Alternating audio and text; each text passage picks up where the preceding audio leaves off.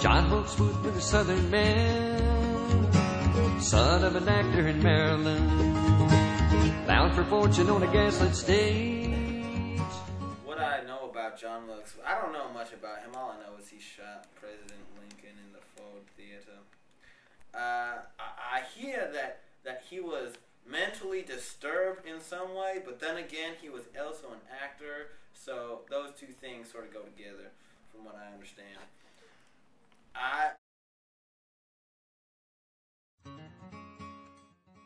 John Wilkes Booth was ninth out of 10 children to actor Junius Booth. They all lived with their slaves on a farm in Maryland. Booth first started acting when he was 17 years old in Baltimore, where he was in Richard III. He was highly successful with his acting career and toured the United States with a Shakespearean company which was based in Richmond.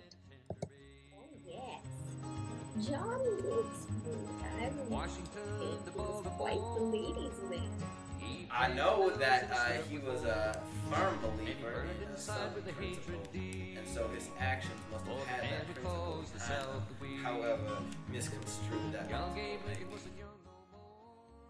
Although John Wilkes Booth was secretly a true believer in Southern principles, he became politically active in the 1850s when he joined the Know Nothing Party, which was an organization devoted to reducing the stream of immigrants into the United States.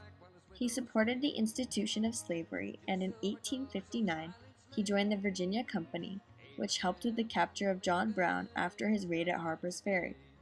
Booth was an eyewitness to Brown's execution. During the Civil War, Booth worked as a Confederate secret agent. He met frequently with the heads of Secret Service Jacob Thompson and Clement Clay in Montreal. In the summer of 1864, Booth started to make his plans to kidnap President Lincoln. He had planned for Lincoln to be taken to Richmond, where he would be held as a Confederate prisoner of war. The plan changed several times, and after the fall of Richmond, Booth began to plan an assassination. One of Lincoln's speeches greatly motivated Booth, and his friend Louis Weinman remembers. I had never seen Mr. Lincoln up close, and I knew he was a tall man. However, nothing could have prepared me for the sight of him. Very professionally, he said that there would be any suffrage based on differences in the way people look. Upon this, Booth turned to the two of us and said, "That means nigger citizenship. Now, by God, I'll put him through."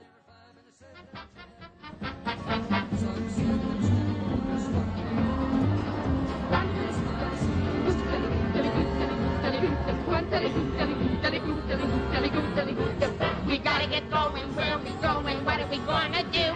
We're on our way to somewhere, the three of us and you. Say, what we see there, who will be there, what's be the big surprise?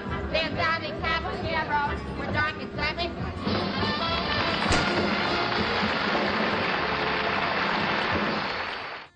Because John Wilkes Booth was a famous American actor, he was able to practice the assassination in the Ford's Theater. He had unlimited access to the theater, so he was able to get through the narrow passage to the president's box and rehearse the assassination. He also knew the play, Our American Cousin, very well, and so he was able to time the assassination based on when the audience would make the most noise, laughing, in reaction to the play. Because of the news that the president would be attending the show that night, the theater was more packed than it had ever been. Lincoln's bodyguards left to a bar across the street during intermission and left him alone and unguarded. Booth entered the box and shot Lincoln in the back of the head. The bullet went into his head, through his brain, and flattened against the back of his right eye. He fell forward and his wife caught him. Lincoln's guests stood up to defend him, only to get slashed into the arm by the knife Booth was holding in his left hand. John Wilkes Booth swung over the balcony and landed hard on the stage, breaking his left leg. But being the actor that he was, he lifted his knife into the air and shouted, "Sic semper tyrannis."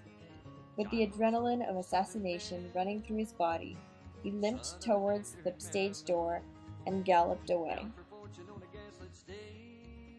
With a broken leg, Booth needed to find medical help. He found a doctor named Samuel Mudd, who treated him and fed him. He tried to cross the Potomac River for a few days and went to Richard Garrett's farm, where pursuers found him on April 26th. The barn was set on fire and one pursuer claimed to have seen him and shot him, but it is unclear if he committed suicide. Booth's pro-Southern friends were very quickly rounded up and put on trial. 4 of them were sentenced to death. Booth is said to have died with these last words, "Tell Mother, I died for my country."